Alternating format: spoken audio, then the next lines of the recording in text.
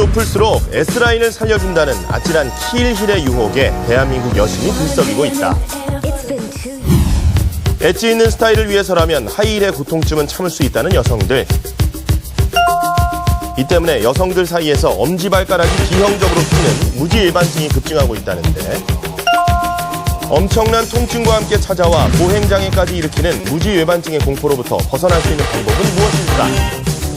여성의 아름다운 발을 위협하는 무지외반증의 해결법, 지금 헬로닥터에서 공개합니다.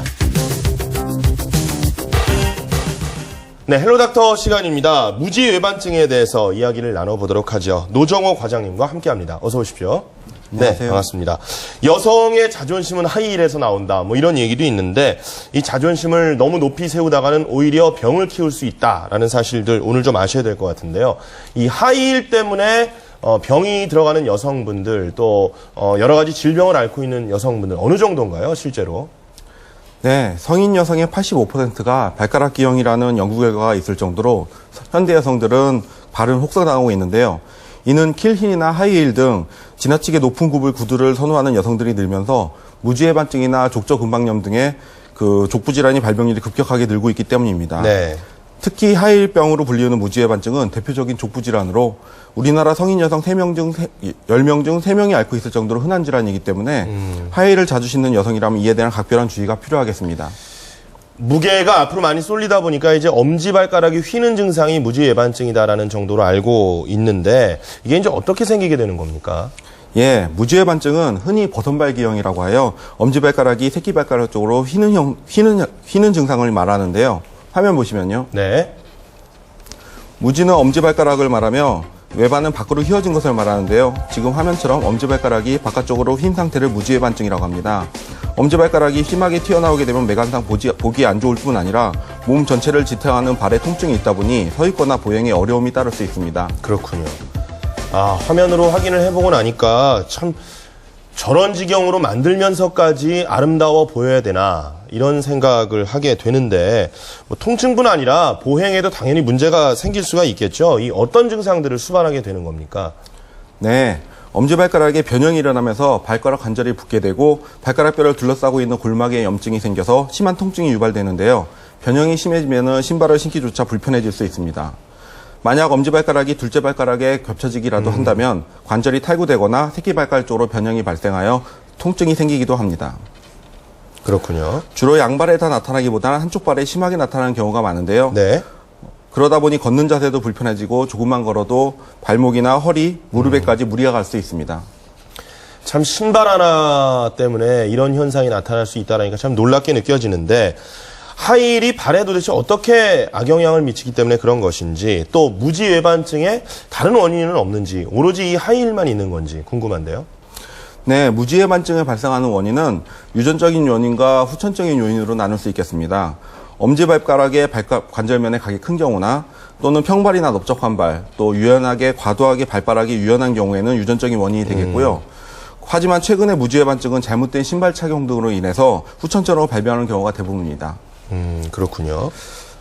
사람이 한 발을 내디딜 때 보통 몸무게의 25%를 더한 무게가 발에 전달되는데요. 일반적으로 발 뒤꿈치에는 50%, 엄지발가락에는 15%, 나머지 네 발가락에 35%의 무게를 받습니다. 네. 하지만 굽이 높은 신발은 무게가 분산되지 않고 하중이 앞으로만 쏠려 발가락 질환이 유발되기 쉬운데요. 특히 여름철 신는 샌들은 발 뒤꿈치를 감싸주지 못하는 형태가 많아 증세를 더욱 악화할 여지가 있습니다. 여름철에 신는 샌들도 시원해 보이긴 하는데, 요즘에 뭐 워낙에 굽이 높은 샌들들이 많이 경쟁적으로 출시가 되기 때문에 뒤꿈치 보호가 안 되니까 훨씬 더 안 좋은 영향을 끼칠 것 같습니다. 자, 하이힐 즐겨 신는 여성분들이라면 좀 걱정이 많이 되실 것 같은데, 엄지발가락이 어느 정도나 휘어 있으면 위험한 건지 그 정도를 좀 측정해 볼 수 있었으면 좋겠다는 생각이 들거든요. 네, 있습니다. 엄지발가락이 구부러진 각도를 측정해 진행 정도를 파악할 수 있는데요. 네. 화면 보시면요. 먼저 A4 사이즈 정도의 흰 종이를 준비해 그 위에 올라 반듯하게 서서 발바닥의 모양을 그립니다. 엄지발가락이 튀어나온 부위와 발 뒤꿈치 선까지 선을 그린 후 각도기로 구부러진 정도를 측정했을 때 엄지뼈가 15도 이상 바깥으로 구웠다면 무지해반증을 의심해 볼 수 있겠습니다. 엄지뼈가 15도 이상 바깥으로 굽었다면 무지해반증을 측정해 볼 수 있습니다. 스스로 좀 자가 진단을 해 보시기 바라고. 자, 그러면 이렇게 무지해반증으로 판단이 돼서 발가락이 많이 휘어졌을 때 치료를 해야 될 텐데요. 어떤 방법으로 치료가 이루어지나요? 네, 엄지발가락 튀어나온 부위가 심하게 아픈 경우 또는 신발을 신기조차 불편한 경우에는 수술을 고려해야 합니다. 교정기를 이용하는 방법도 있지만 네. 초기가 아니면 효과를 보기 어렵습니다. 자, 화면으로 보면서 설명을 또 듣죠. 무지해반증 수술은 뼈를 깎거나 절골하여 교정하는 수술입니다. 1주 정도의 입원과 6주 정도의 치료 과정이 필요한 수술인데요. 자칫 방치하거나 시기를 놓치게 되면 무릎과 허리에도 통증을 유발하는 등 좋지 않은 영향을 미칠 수 있기 때문에 빠른 치료가 중요합니다. 평소 운동을 하면 예방을 할 수 있고 치료 후에도 꾸준한 운동으로 재발을 막을 수 있습니다.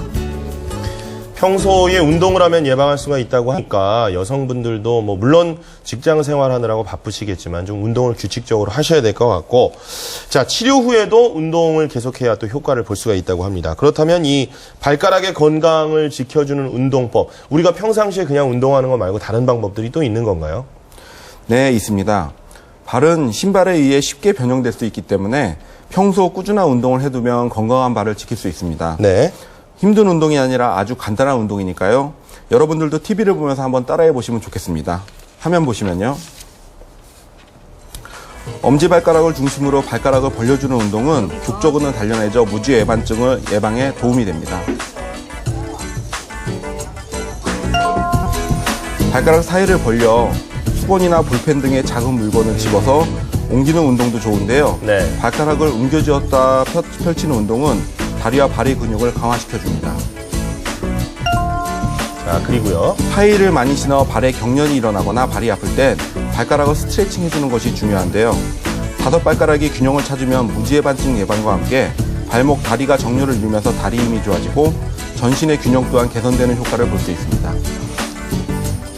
자, 지금 저렇게 발가락을 이용해서 운동하는 모습들을 보셨는데, 그냥 저렇게 국소적으로 발가락을 움직이는 운동뿐만 아니라 뭐 일반적으로 걷기라든지 이런 것들도 발가락 교정을 하는 데 도움이 될까요? 어떻습니까?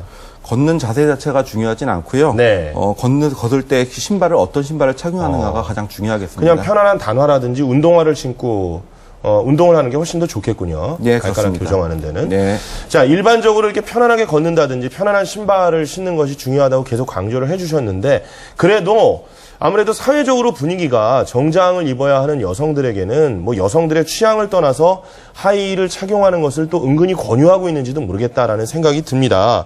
하이힐을 포기할 수 없다라는 여성분들을 위해서 좀 건강하게 이왕이면 하이힐을 신는 방법도 있을 것 같은데 어떤 방법들이 있을까요? 네. 하이힐로 인한 무지해반증을 예방하고 건강한 발을 지키기 위해선 굽이 높은 신발을 무조건 신지 않는 것보다는 일주일에 이틀에서 4일, 필요한 경우 하루 6시간 이내에 신으면 그 발에 크게 무리가 가지 않습니다. 네. 또 신발을 고를 때는 발 길이가 아닌 발볼에 유념을 하셔야 하는데요. 적어도 1cm 정도의 여유가 있는 것이 좋겠습니다. 앞볼이 넓고 발바닥 앞쪽이 푹신한 신발을 신는 것을 권유하게 되고요. 외출 후에는 온 찜질로 하루 종일 고생한 발과 발목, 무릎 등의 피로를 풀어준다면 무지해반증을 예방할 수 있겠습니다.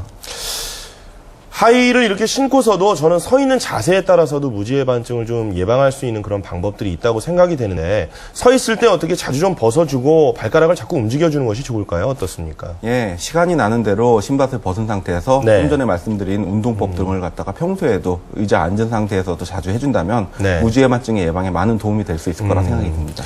무지해반증을 지금 이제 주로 하이힐을 신는 여성들을 중심으로 얘기를 해봤는데, 그러면 남성들 같은 경우에는 무지해반증이 걸릴 확률이 거의 제로다, 이렇게 얘기할 수 있는 건가요? 어떻습니까? 남성들이 무지해반증이 오는 경우는 이런 신발로 인해서 오는 경우보다는 대부분의 경우에는 류마티스 관절염이나 아니면 족저근만염 등이 복잡하게 얽혀 있는 경우 등에 발생하는 경우가 있다고 볼 수 있겠습니다. 네, 신발로 인해서 파생되는 것이 아니라 어떤 질병으로 인해서 무지해반증이 온다는 것. 남성들도 그러니까 무지해반증에 대해서 한번 점검을 해보실 필요가 있겠습니다. 무지해반증 말고도 이 하이힐을 신었을 때 발에 안 좋은 점이 많을 것 같은데 어떤 점들이 또 부작용으로 나타나나요? 가장 안 좋은 점은 하이힐을 신음으로 인해서 자꾸 재발성으로 발목에 염자, 다시 말해서 발목이 삐는 증상들이 계속 생기는 걸 말씀드리겠습니다. 네. 계속 발목이 재발성으로 이렇게 삐게 된다면 나중에는 발목에 관절염까지 발생할 수 있는 심각한 사태가 올 수 있겠습니다. 아, 요즘 하이힐을 보면 뭐 높이도 그렇지만 거의 송곳에 가까울 정도로 저걸 어떻게 신고 중심을 잡을까라는 생각까지 드는데 전체적으로 사회적인 분위기가 좀 여성들의 발을 건강하게 용인하는 쪽으로 좀 바뀌어야 되지 않을까라는 생각이 듭니다. 자, 오늘 무지 외반증에 대해서 자세하게 우리 노정호 과장님과 알아봤습니다. 고맙습니다. 수고하셨습니다. 감사합니다.